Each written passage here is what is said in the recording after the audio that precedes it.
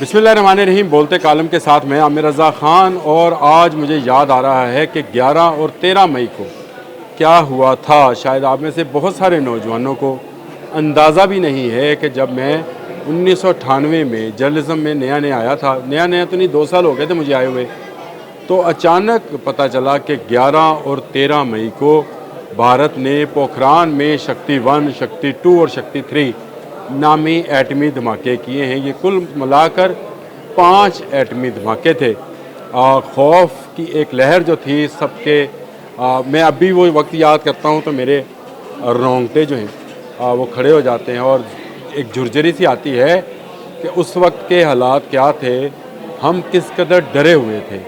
और लगता ये था कि ये धमाके राजस्थान में पोखरान के इलाके में नहीं किए गए, ज़ेरे ज़मीन नहीं हुए, हमारे सरों पर कर दिए गए हैं।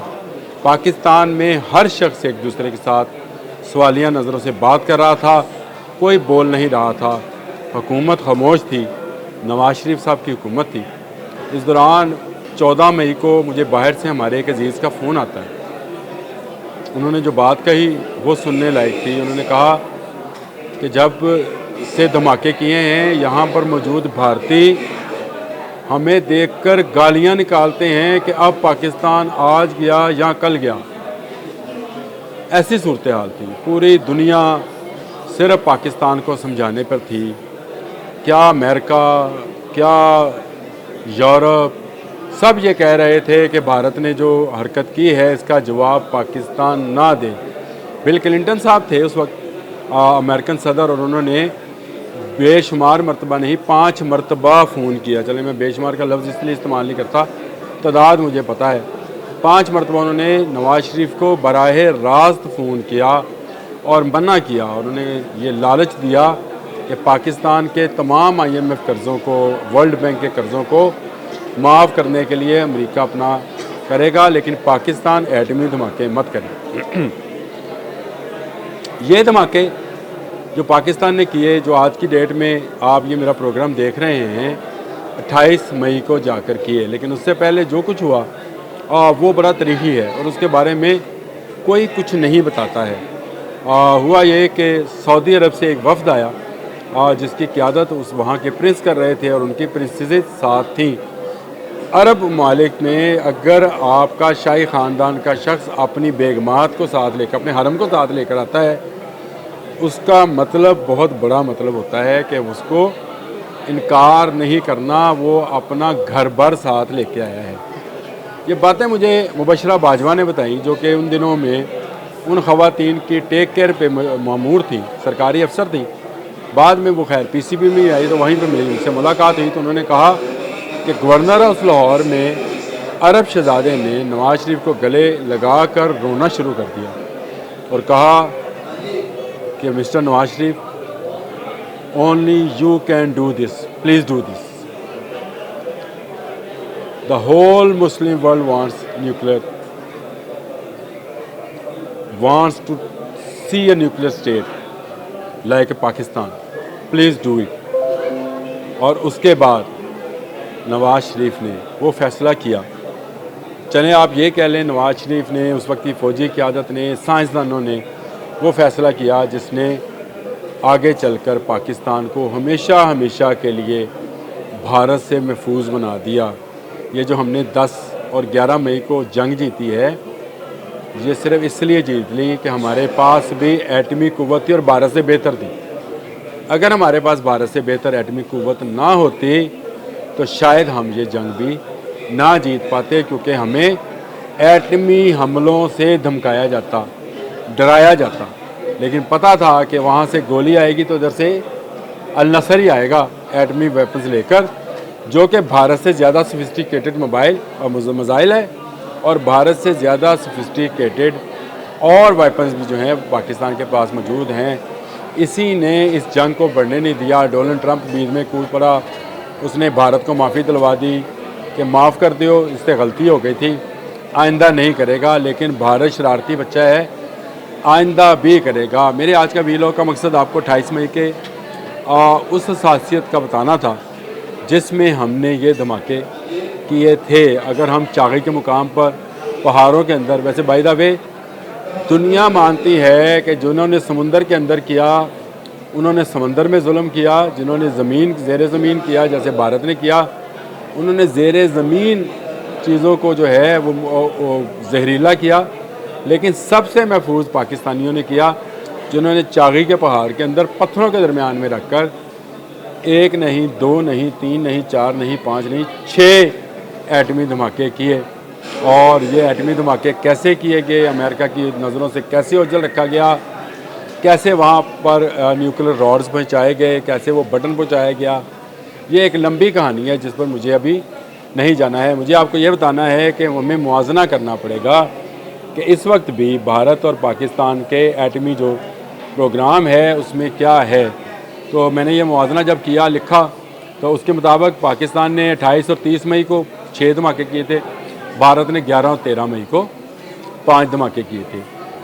ایٹمی ہتھیاروں کا تخمینہ پاکستان کے پاس 180 سے زائد نیوکلیر وار ہیڈ ہیں، جبکہ بھارت کے پاس 170 کے قریب نیوکلیر وار ہیڈ ہیں، 160 سے 170 کے درمیان نیوکلیر وار ہیڈ ہیں۔ اور اگر فوجی ڈاکٹرائن کا مطالعہ کیا جائے تو پاکستان کی ڈاکٹرائن پہلے حملہ کرنے کی ہے، یعنی اس کو لکھا یہ گیا ہے فرسٹ یوز ایمبیگوٹی، یعنی پاکستان اس سے پہلے کہ اس پر حملہ کیا جائے وہ حملہ کر دے گا، جبکہ بھارت میں نو فرسٹ یوز کی پالیسی جو ہے اس کو اپنایا گیا ہے۔ پاکستان کے پاس جو میزائل ہیں جو ایٹمی وار ہیڈ لے جا سکتے ہیں، غوری، شاہین، عبدالی، نصر اور اب فتح بھی آ گیا ہے۔ اس کے علاوہ بابر ہے جو ہم سب میرین سے اور اپنے بحری جہازوں سے لانچ کر سکتے ہیں، یہ بھی ایٹمی وار ہیڈ لے جانے کی صلاحیت رکھتا ہے۔ اور ہمارے پاس اس وقت J-10C ہے جس میں ہم ایٹمی میزائل جو ہیں ان کو لے جایا جا سکتا ہے، اور F-16 موجود ہے، J-35 کے آرڈر ہم کر چکے ہیں، اگلے سال کے شروع میں یہ ہمارے پاس آ جائیں گے۔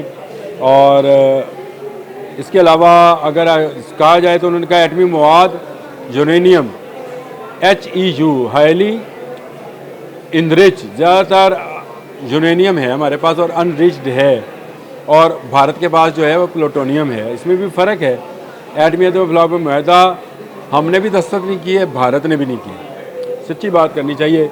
اور سویلین نیوکلیر تعاون یہ ہم چین سے ساتھ کر رہے ہیں۔ ویسے ہم نے ایٹمی بجلی گھر تو بہت پرانا لگا رکھا ہے خوشاب کے علاقے میں، اور اب بھی ہم اس سے بجلی بناتے ہیں۔ تو اگر یہ تقابلی جائزہ لیا جائے تو پاکستان اس وقت ایٹمی صورتحال میں بھارت سے ایک قدم آگے ہے۔ اگر نیوکلیر وار ہیڈ کی بات کی جائے تو وہ زیادہ ہیں، پاکستان اس کو لانچ کرنا چاہے تو اس کے پاس میزائل زیادہ ہیں۔ ان کے پاس جو ہے وہ پرتھوی ہے اور اگنی ہے، 2 میزائل ان کے پاس ہیں جی، اگنی سیریز ہے 1 to 5، اور اس کے بعد ان کے پاس پرتھوی ہے، پرتھوی میزائل، جبکہ پاکستان کے پاس میں نے آپ کو بتایا شاہین کی 3 قسمیں ہیں، اور بہت سارے ایٹمی ہتھیار پاکستان رکھتا ہے۔ سوچئے آج پاکستان کو اسلامی دنیا کی واحد ایٹمی قوت ہونے کا اعزاز حاصل ہے۔ کو میری یہ پیشگوئی ہے کہ یہ واحد ہونے کا اعزاز جو ہے بہت جلد پاکستان خود ہی ختم کرنے والا ہے۔ ایران کے ساتھ ہمارا جو ملنا ہے، اور ایران کے ساتھ جو ہمارا دفاعی تعاون ہے، اور ایران کے ساتھ جو ہمارا ملنا ہے وہ صرف روایتی ہتھیاروں کے لیے نہیں ہے۔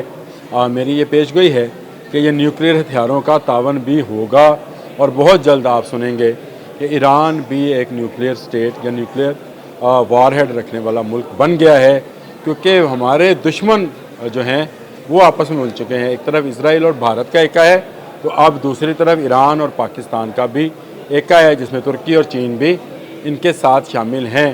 تو اگر مستقبل میں اگر کبھی ضرورت پڑتی ہے تو ہم ایران کا بھرپور ساتھ دیں گے، کیونکہ ایران بھارت کو بائے بائے ٹاٹائے کر چکا ہے، کیونکہ بھارت نے اسرائیل سے مدد لی جو ایران کا جانی دشمن ہے اور ایران کے نیوکلیر پروگرام کا دشمن ہے۔ لیکن اب پاکستان کے وزیر اعظم، پاکستان کے آرمی چیف، پاکستان کے تمام وفاقی وزراء بشمول وزیر خارجہ اور وزیر داخلہ ایران گئے، اور وہاں پر جو مذاکرات ہوئے ہیں اس میں یہ بات طے پائی ہے کہ ایک کا دفاع جو ہے وہ سب کا دفاع ہوگا، اور دہشت گردی کے خلاف، خاص کر علاقائی دہشت گردی کے خلاف دونوں ملک مل کر تعاون کریں گے۔ تو مجھے اس میں سے یہ نوید نکلتی نظر آتی ہے کہ پاکستان نیوکلیئر پروگرام کے حوالے سے بھی ایران کی مدد کرے گا، کیونکہ ہم نے NPT پہ دستخط نہیں کیے، عدم پلاؤ پہ ہم نے دستخط نہیں کیے۔ اگر ہم نے بنا لیا تو ایران بھی بنا لے۔ اگر بھارت بنا سکتا ہے تو وائی ناٹ ایران؟ اگر ایران بھی بنا لیتا ہے، نیوکلیئر پاور بنتا ہے اور ہمارا اسلام مسلم دنیا کا ملک ہے، تو اسرائیل اور بھارت کو تو پیچش لگتے ہیں تو لگتے رہیں، لیکن پاکستان آج ایک نیوکلیئر پاور ہے۔ آپ سب لوگوں کو مبارک ہو کہ اسی نیوکلیئر پاور ہونے کی سٹیپ نے ہمیں بچا رکھا ہے۔ اب تک کے لیے اتنا ہی۔ اللہ